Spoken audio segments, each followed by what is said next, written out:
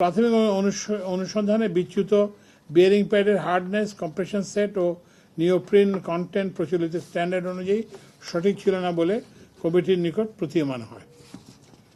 তবে বিষয়টি নিশ্চিত করার জন্য দেশের বাইরে ল্যাবরেটরিতে আরও পরীক্ষা নিরীক্ষার প্রয়োজন আছে। এছাড়া বিয়ারিং প্যাডসমূহ কিছুটা ঢালু অবস্থায় 8 ইঞ্চি 0.8% স্লোপ সন্নিবেশিত করা হয়েছে। বিয়ারিং প্যাড বিচ্যুতির ক্ষেত্রে এর কিছুটা প্রভাব রয়েছে বলে ধারণা করা হচ্ছে। উল্লেখ্য যে ফার্মগেট মেট্রো রেল স্টেশনের উভয় প্রান্তে বৃত্তাকার অ্যালাইনমেন্ট অবস্থিত। প্রতীয়মান হয় যে ভায়াডাক্টের অ্যালাইনমেন্ট সোজা অংশ ও বৃত্তাকার অংশের মধ্যে কোনো ধরনের ট্রানজিশন কার ব্যবহার হয়নি। কমিটির অনুসন্ধানে মেট্রো রেলের এই অ্যালাইনমেন্টের নকশায় ত্রুটি থাকতে বলে প্রতীয়মান হয়েছে। কার্ভ অ্যালাইনমেন্টের জন্য পৃথকভাবে মডেলিং ও অ্যানালিসিস করা হয়নি।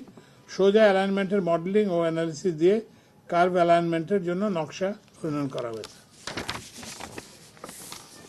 কমিটি কর্তৃক ট্রেন চলাকালীন সময় কম্পন পরিমাপে বিচ্যুত বেয়ারিং প্যাড সংশ্লিষ্ট পিয়ার সমূহ পিয়ার নম্বর 430 ও পিয়ার নম্বর 433 অন্যান্য পিয়ারের তুলনায় কম্পন অনেক বেশি পরিলক্ষিত হয়েছে। কার্ভ অ্যালাইনমেন্টের নকশার সম্ভাব্য ত্রুটির কারণে এই অংশে অযাচিত পার্শ্ববল ও সংশ্লিষ্ট কম্পন উদ্ভব হচ্ছে, যার সাথে বিয়ারিং প্যাডের বিচ্যুতির সম্পর্ক রয়েছে বলে মনে করা হচ্ছে।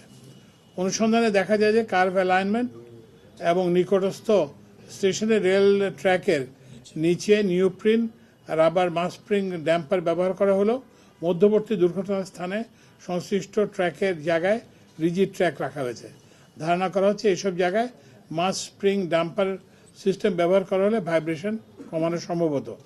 তবে কমিটি ঘটনার সাথে নাশকতামূলক কর্মকাণ্ডের কোনো যোগসাজশ পায়নি। আপনাদের জন্য এটা হচ্ছে একটা ইম্পর্টেন্ট।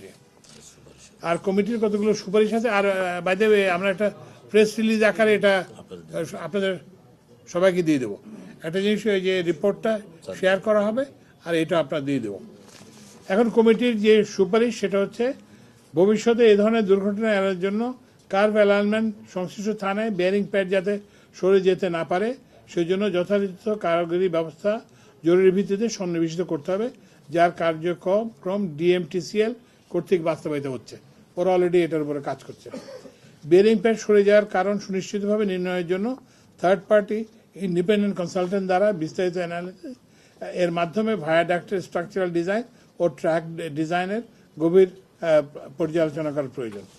মেট্রো রেলের সাবেক প্রজেক্ট ডিজাইনের উপরে একটি থার্ড পার্টি সেফটি অডিট পরিচালনার ব্যবস্থা করার প্রয়োজন।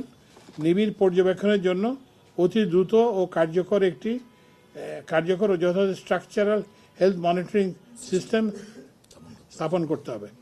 সর্বোপরি মেট্রো রেলের কর্তৃপক্ষের সক্ষমতা বৃদ্ধি, বিদেশি পরামর্শক এর নিকট থেকে স্থানীয় বিশেষজ্ঞদের নিকট টেকনোলজি ট্রান্সফার নিশ্চিতকরণে জোর প্রচেষ্টা গ্রহণ করতে হবে।